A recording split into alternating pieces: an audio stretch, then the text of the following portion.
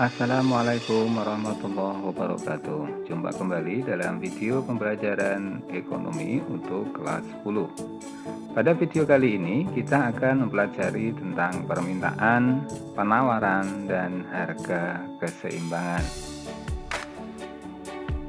Nah, sebelumnya kita akan mempelajari terlebih dahulu tentang apa itu permintaan. Tentu hal yang lazim, hal yang sering kalian lihat, bahwa seringkali konsumen mendatangi seorang penjual atau seorang produsen. Mereka ingin membeli sebuah barang atau sebuah layanan jasa, baik di pasar tradisional maupun di pasar modern ataupun di warung dan lain sebagainya. Nah, sebenarnya apa itu permintaan? Permintaan adalah jumlah barang atau jasa yang ingin dan mampu dibeli oleh konsumen pada berbagai tingkat harga dan pada waktu tertentu. Nah, sedangkan jumlah barang yang diminta adalah jumlah barang yang ingin dan dapat dibeli pada harga tertentu atau banyaknya permintaan pada suatu tingkat harga tertentu. Jadi, antara permintaan dengan jumlah barang yang diminta itu ada sebuah perbedaan. Nah, faktor apa saja yang mempengaruhi terhadap permintaan suatu barang? Yang mempengaruhi permintaan terhadap suatu barang diantaranya adalah harga barang itu sendiri. Tentu semakin mahal, maka permintaannya akan semakin menurun. Harga barang lain yang berkaitan erat dengan barang tersebut atau barang substitusinya. Saat harga daging ayam naik, maka orang akan beralih ke ikan.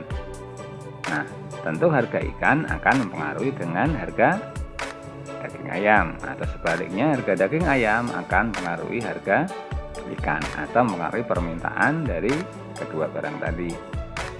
Kemudian yang ketiga adalah pendapatan rumah tangga dan pendapatan rata-rata masyarakat. Ini jelas bahwa dengan penghasilan tertentu akan mempengaruhi jumlah barang yang diminta. Kemudian selera atau cita rasa masyarakat antar daerah yang berbeda, antar negara yang berbeda tentu akan mempengaruhi permintaan juga. Jumlah penduduk, semakin banyak jumlah penduduknya tentu permintaannya akan semakin tinggi. Sedangkan yang selanjutnya adalah ramalan mengenai keadaan di masa yang akan datang. Inilah yang kadang-kala mempengaruhi konsumen dalam mengajukan permintaan atau jumlah barang yang diminta oleh konsumen. Nah, kemudian sekarang kita mempelajari tentang hukum permintaan. Hukum permintaan berbunyi, semakin tinggi harga suatu barang, maka akan semakin sedikit permintaannya.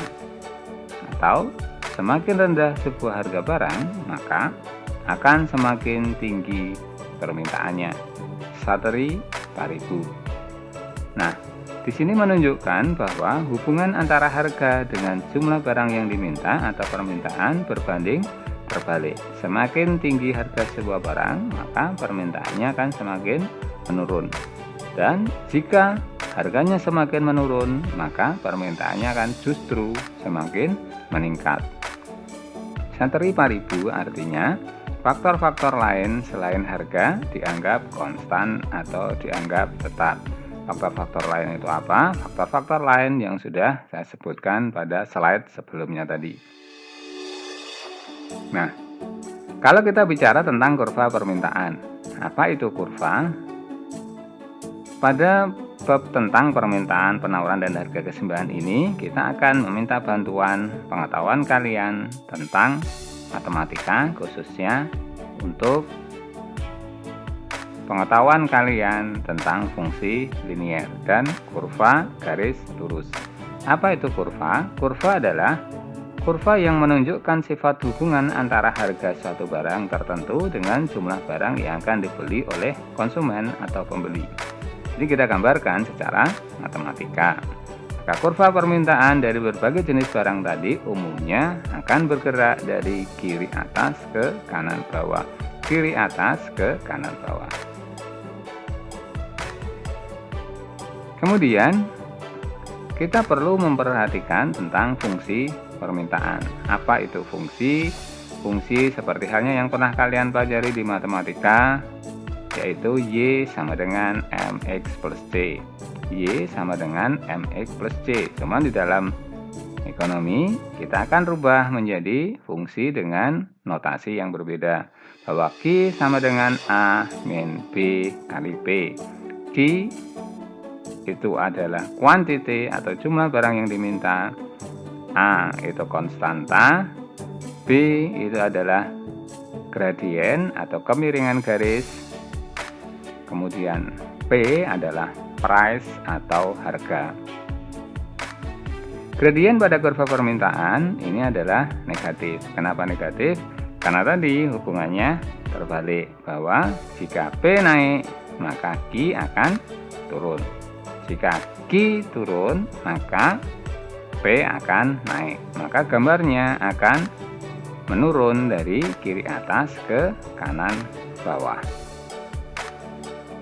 Nah, coba kalian perhatikan tabel berikut ini. Berikut ini adalah sebuah contoh tabel permintaan terhadap sebuah barang. Taruhlah kita sebut sebagai barang X. Saat harga 0, jumlah yang diminta 51. Saat harga 2, 45. Saat harga 4, 39.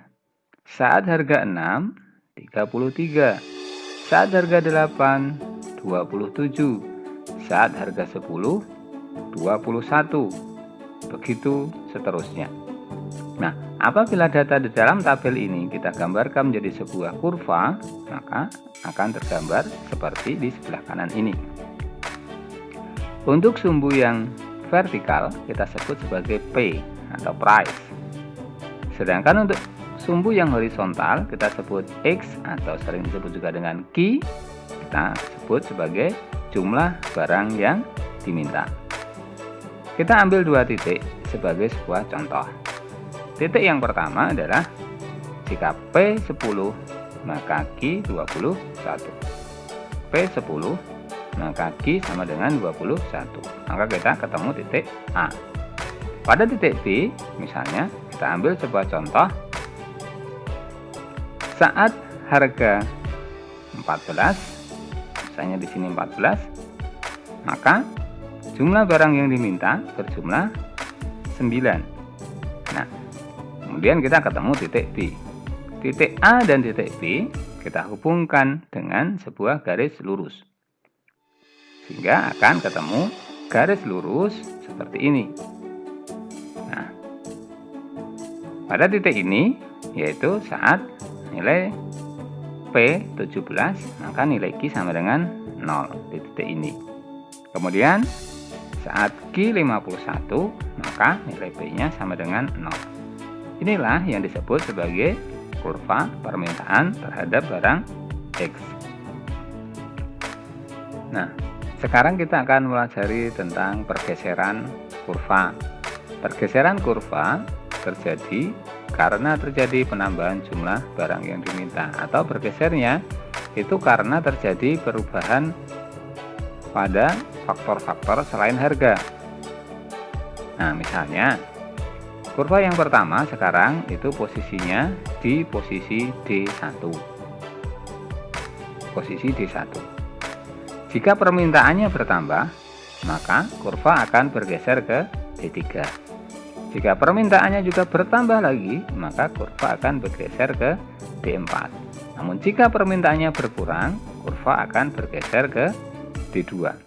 Pergeseran ini disebabkan oleh sateri paribu yang berubah. Faktor-faktor selain harga berubah, sehingga mempengaruhi jumlah permintaannya.